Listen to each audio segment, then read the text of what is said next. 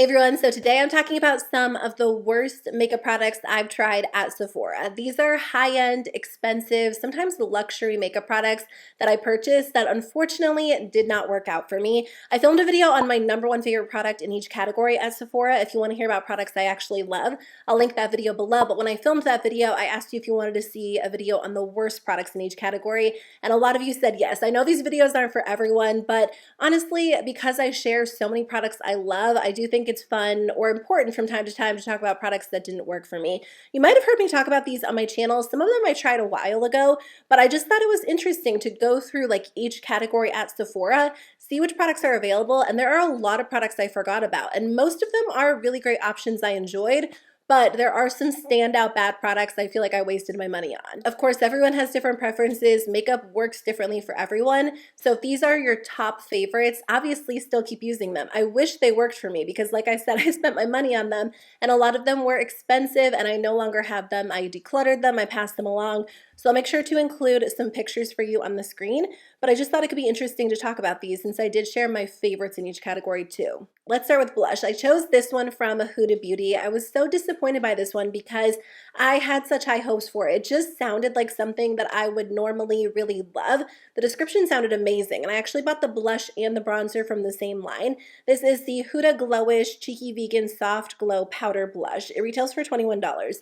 So not the most expensive, disappointing product I tried, but still a disappointment. It's supposed to give you a natural, fresh-faced flush of color and a soft focus glow. I think that's what really got me because I love a good glowy blush, especially a natural glow, something that kind of makes you look like you're lit from within, or even something that gives you a little bit of like a blurred, smooth finish. So I feel like soft focus glow could kind of fall into any of those categories. This blush was so disappointing. It was very dry on the skin and very, very subtle. I do like more of a subtle blush. I don't have anything against color that's a little bit more natural on the skin, but you had to really build this blush up to get it to even show up on the skin. I did choose one of the lighter shades, so I'm not sure if it's the same case with the deeper shades, but all of that aside, there was no glow, no blur, no smooth. Like the whole claim that it gives a soft focus glow just doesn't make sense to me because it looked so dry on my skin. It was the same case with the bronzer. I didn't choose that for my bronzer. I actually went with a different one because I feel like this one was a little bit more disappointing. This is the Kosas Sun Show Glowy Warmth Talc-Free Baked Bronzer. This one is $35, so a little bit more expensive. I know they just expanded the shade range and redid the packaging, so I do appreciate that they have come out with additional shades, which is really nice to see. And I know some people do like this bronzer, but it just didn't end up looking good on my skin. And again, I had high hopes for it based on the description. They describe it as a soft, glowy, warm bronzer with a pretty subtle sheen. I wonder if they changed the description because I remember it being described as like, again, like a smooth or blurring formula. Anyway, this one did show up on the skin a little bit better than the Huda Beauty bronzer, and it did give a little bit of a glow, but honestly, it was just very underwhelming, especially for the price. I love my Milani Baked bronzer. There's one from Flower Beauty that's great, and those are like a fraction of the price, and I feel like those perform a lot better. The Kosas one showed up on my skin, but barely. I felt like I couldn't really build it up, and I'm pretty sure I actually went with the medium tone shade at the time because the lighter one was out of stock. So overall, I found it kind of disappointing. Also, a lot of people say their Kosas products do expire quickly. I didn't have mine long enough for that to be the case, but I have heard that this bronzer expires really, really fast. And if I'm spending $35 on a bronzer, I want it to last longer than a few months. So just something to potentially keep in mind if you are considering this bronzer. I would maybe recommend, reading some reviews or going in and swatching it in stores to make sure the product will actually work for your skin tone. Okay, for highlighter, I wasn't sure which one to go with because as I was looking through the different high-end highlighters, there weren't a ton, again, that stand out as really bad products until I remembered this one. It's been a few years since I've tried this one, but it definitely sticks in my mind as like the worst highlighter I've tried in the last few years. It is the Anastasia Beverly Hills Iced Out Highlighter. I was excited about this one because I think it was like their next launch after they had launched the Amrezy highlighter. Or maybe it had been a year and they came out with this one, and I think at the time they were kind of marketing it as the same formula as the Amrezy highlighter, but it's definitely not the same formula. I do have the Amrezy highlighter. I think it's really beautiful, very soft on the skin. It was limited edition, so it's no longer available. If they ever launched like an entire line of those, I do feel like they would sell out so well, especially now that powder highlighter is having its moment again. The thing about this highlighter is that I could not get it to go from like the pan to my skin. If I would dip my brush into the pan and then place it on my skin, it looks like I didn't even put anything on there. If I used more of a dense brush or I used my finger, I would kind of get like a little bit of a almost transparent base with actual glitter, which for me, I'm not really into like super glittery highlighters, so that's not my favorite look, but it just didn't look the same as it did if you swatched it on the back of your hand or if you looked at swatches online. I feel like part of the problem was the design. Like the Amrezy highlighter had a very smooth finish, whereas the iced out highlighter, which is still available, has like a little bit of a pattern on it, and it just didn't apply well to my skin. But again, because I had such a great experience with the Amrezy, I bought it and I was really disappointed. Over the past few years, I've definitely had a thing for lip glosses at Sephora. There are a ton of great drugstore lip glosses, but I feel like there have been so many amazing high-end lip gloss launches. So I do feel like I've tried a lot of glossy lip products over the last few years.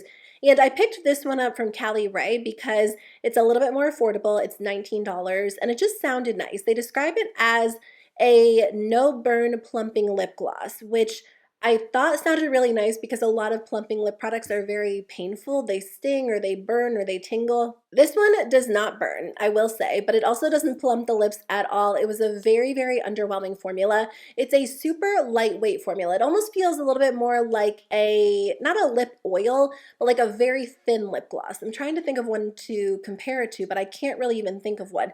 Maybe like the Essence Juicy Bombs, but I feel like those are better because they're a little bit more shiny. Also, those are like $3 or $4. This one is $19, and I feel like for $19, I just expected something a little bit better. It did not last on my lips at all. Also, the gloss itself was like very streaky on my lips. And again, I did go with a lighter shade, so maybe if I picked up a deeper shade, it would be different, or maybe it would be worse, but I didn't find the formula to look very good. It was so thin to the point where it just wasn't flattering on me. The thing that really just like sealed the deal for me with this product is the packaging split open after only using it a few times.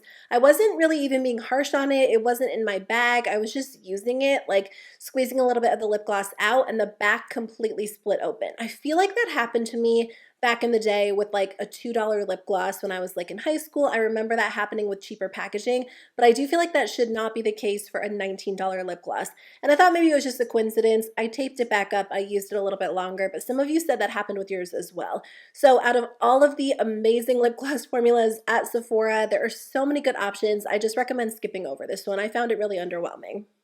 Okay, so I have this product listed under the lip oil category. They actually describe it as like a balm, a gloss, and a lip oil. So it could really fall into any of those categories. This one is from Ilia. This one has pretty good reviews, and I've heard from people who really enjoy it. I don't know if I've talked about this on my channel because I have been testing it out over the last few months. I think I got it as maybe like a point perk from Sephora because I don't remember buying it and it's just a little mini. I don't know, I wasn't really excited about this product. I don't know that there is like one standout bad thing about this except for the taste. It has kind of a strange taste and scent. I want to say it was almost like a plasticky taste, and I feel like when I'm wearing this product, I just really notice it. But it is very comfortable on the lips. It definitely has like that balmy lip oil feel to it, but I do feel like because it also has color, again, it ends up looking a little bit streaky on my lips.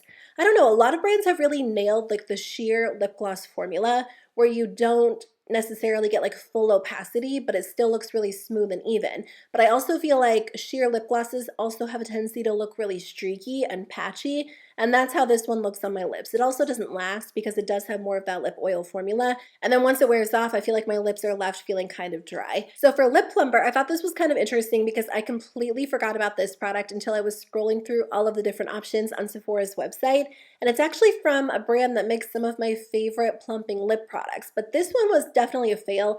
This is the Buxom Powerful Plump Lip Balm. It retails for $19.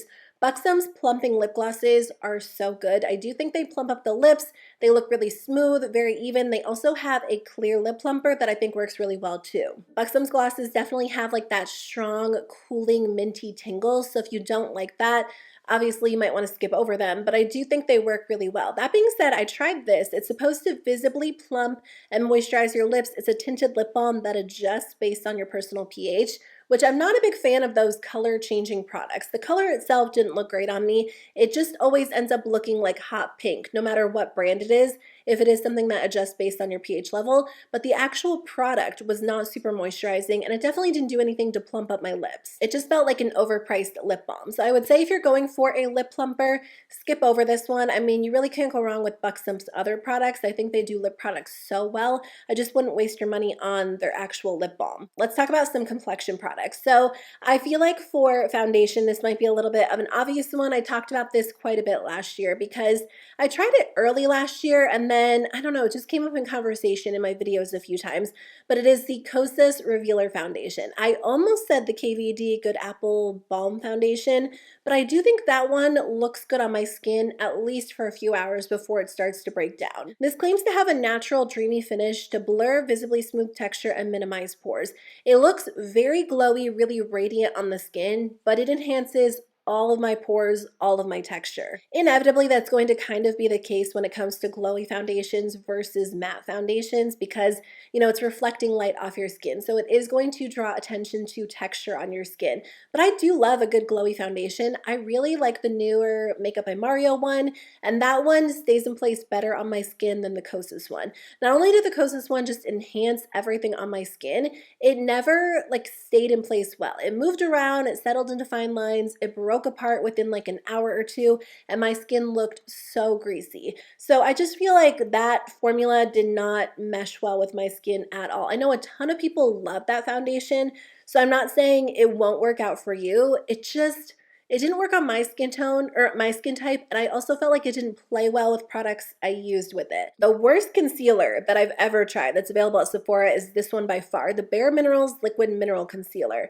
I don't know if this is being discontinued. I was looking through the shades on Sephora's website, and most of the shades are sold out. So either they had a sale or it's being phased out. I can't imagine it's just sold out because people love it, because I feel like overall I've heard kind of bad things about this. It looks and feels good initially. It feels very hydrating on the skin, kind of similar to the Catrice True Skin Concealer if you've tried that one, but it creases instantly. Like I would apply this to my skin, I would blend it out, and before I even moved on to the other side of my face, it was creasing. When I applied powder, it creased, and then it looked really cakey because the powder was creasing as well. So I just found that it did not look good on my skin at all. I really can't even imagine recommending that to anyone. Like obviously, when it comes to a lot of these products, if you have a different skin type or different preferences, they could work for you. But even if you like a lightweight hydrating concealer, there are just so many other options out there that don't crease so quickly. And again, it just broke down on me really fast. I felt like the formula was too thin. Like if it was just a little bit thicker, it might have been more ideal, but it was just an absolute terrible concealer in my opinion. So I don't recommend trying that one. And I mean, it looks like it might be discontinued anyway. So for face primer, I tried this one years ago, but again, it still stands out in my mind as one of the worst products I tried at Sephora. And I think part of my disappointment with this product was the price. It's a $54 primer. It's from Tatcha. It's the Silk Canvas Protective Primer. I don't hear much about this these days, but there was a time when this was so popular. It was a viral product. Everyone was talking about it. Everyone was using it. And I do buy high-end makeup, but I don't always buy a ton of luxury priced makeup. So $54 for me was a big splurge for a face primer, especially because a lot of my go-to face primers are available at the drugstore. And it just didn't work for me. It's weird because the e.l.f. Putty Primer, which is kind of meant to be like a dupe for this one, actually works great for me. And honestly, if you're interested in a primer like this, I would maybe try the Putty Primer first because it is a really great affordable option. Also, e.l.f. has a ton of versions of that now. They have the original, they have a luminous, a matte version. When I initially applied this to my skin, it felt really good. Very smooth, really silky. And I do think initially it did kind of fill in any pores or fine lines. But when I wore foundation on top of this product, my foundation would not dry or settle down. So it moved around instantly and it would just kind of gather like around my nose and any fine lines. It would break apart and look really patchy and uneven within a few hours. So I think for me, I just need something that's actually going to like grip onto my foundation and not create such a slick, silky, slippery base, because When that's the case, my foundation as a whole just moves around. So the worst powder I tried at Sephora is one that I know a lot of people actually love. So Kosas does get some mixed reviews as a whole, but I feel like most people who talk about this product actually love it. So I did think it was going to work really well for me. It's the Cloud Set Baked Setting and Smoothing Powder. It's $35 and it's described as a sheer setting and smoothing powder that sweeps away shine, not glow, feels like nothing, but looks like everything. That just sounds so good, and I love trying powders. I think powder is a category that can be, I guess, a little bit boring for other people, but for me, it's always been one of my favorite things to try. I still get excited when I discover a new powder I love because it is something I use every single day, but this powder just didn't do anything for me. I felt like it didn't set my makeup into place. It didn't work really well as a blotting powder. It didn't look great under the eyes. It didn't even work as like a all-over finishing powder, which I do think is maybe how a lot of people use it because it is supposed to be really lightweight. It almost looked kind of dry on my skin, which is weird because it's not described in that way at all. But there's just something about like the Kosas baked products that don't work well for me. I saw a little while ago they were coming out with baked blushes, and at first I was like, oh, maybe I'll try those out. And then I was like, I cannot try those out because there's something about their baked products that just don't look good on my skin. They look very dry, whereas a lot of other baked products look very smooth.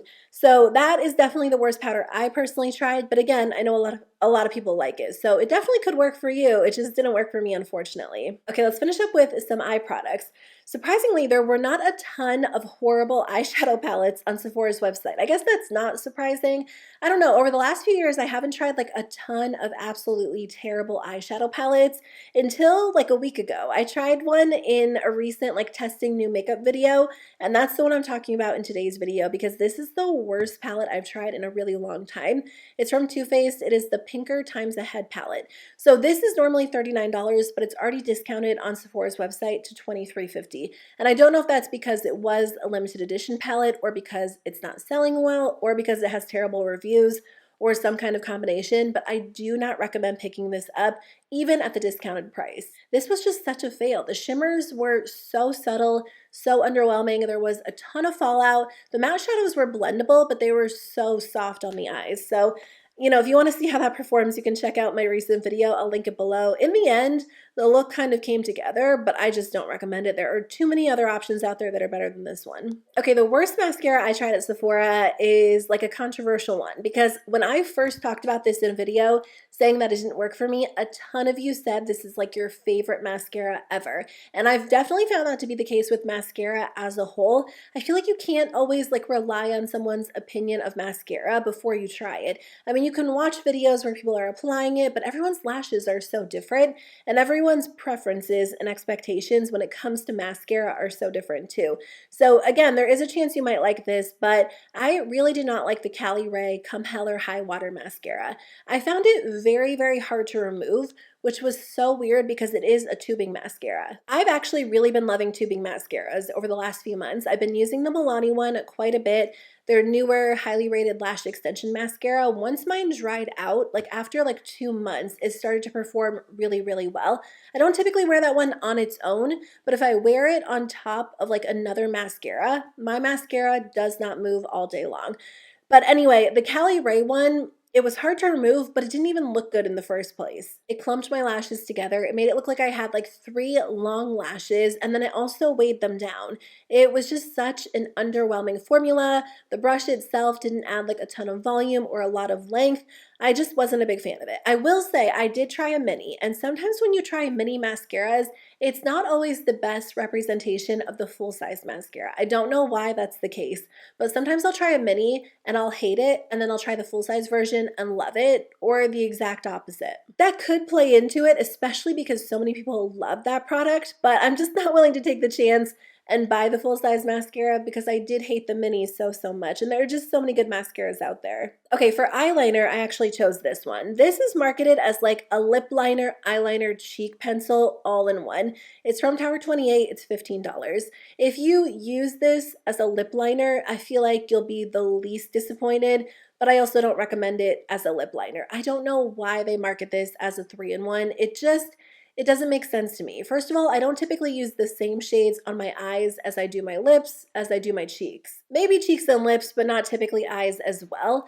Also, it's just not hygienic to use a product on your lips and then use it as an eyeliner as well. I just really don't recommend doing that. So if you're going to actually use this as an eyeliner and strictly as an eyeliner, I feel like you'll be disappointed because it is very, very creamy. So it applies nicely, but it does not stay in place at all. It fades quickly, it moves around, it doesn't dry down. So I feel like for that reason, it's just not an ideal eyeliner formula at all, and not the best lip formula. If you're looking for a very creamy lip liner, you might like it for that reason, but I don't find that it locks my lipstick into place well, and again, it fades throughout the day. I do have an eyeshadow primer to talk about. I actually have a lot of favorites from Sephora. Urban Decay's Primer Potion is great. I love the Smashbox one. I was so excited to try the Milk Makeup Hydro Grip Eyeshadow Primer because I do like the Hydro Grip Face Primer. At this point, there are alternatives. I think e.l.f.'s Power Grip Primer is a really good option, but the Hydro Grip Face Primer does work well. It hydrates the skin, it locks the makeup into place. The eye primer, though, was so, like, it left my eye makeup looking so patchy every single time I used it. I could use my favorite eyeshadow palette in the world. I could use my Natasha Denona shadows, which always look really smooth on my eyes. But when I wore those on top of this primer, they would look patchy and uneven, and it was so hard to blend them. So I don't know what it was about this one, but this did not work for me. They do market it as like a concealer primer as well. Honestly, whenever I apply eyeshadow primer, I usually do take it under my eyes as well to lock my concealer into place. So you don't have to buy a specific concealer primer. You could take whatever eyeshadow primer you're using or even your face primer if you want and use that under the eyes as well. But I thought it would work really well just because they associated it with the Hydro Grip line, but that's not always the case. Just because a brand capitalizes on like the hype of another launch or another line doesn't necessarily mean the following products that come out under that line are going to be just as good, and that was definitely the case with this one. Okay, the last product I wanted to talk about is a brow gel. This is from Anastasia Beverly Hills. It's the Stronghold Clear Brow Gel. I just felt like the Stronghold was too strong, which honestly, that might not be the case for you. You might be a fan of a brow gel that locks your brows into place all day long. But I felt like when I used this, my brows were kind of crunchy, they looked really shiny, and it was a little bit too intense for me. I don't have the most voluminous brows in the whole world, and they're not exceptionally hard to hold into place. I definitely prefer something that has a little bit more of like a fluffy or almost waxy texture that still has hold, but just not like the intense hold that the Anastasia Beverly Hills Brow Gel has. I remember trying that for the first time and I was just like, oh, what did I do? Because my brows were locked in, like they were not moving. I tried going over them with a brush. I couldn't get it to loosen and it just felt kind of uncomfortable, like very sticky, and I could feel it on my skin. So I wasn't a fan of that one, but it is very, very intense if that's what you're going for. So that is everything I wanted to share with you in today's video. Thank you so much for watching. I really appreciate it. I know these videos aren't for everyone, but honestly, I always like hearing about like the best products and the worst products. There are so many good products out there, but I also want to hear about products that didn't work for people. And I think, you know, especially on TikTok these days, we just hear so much about like product recommendations. It's kind of nice to hear about products that people didn't like as well. So I hope you enjoyed today's video. Thanks for being here. I'll see you very soon with a new one. Bye.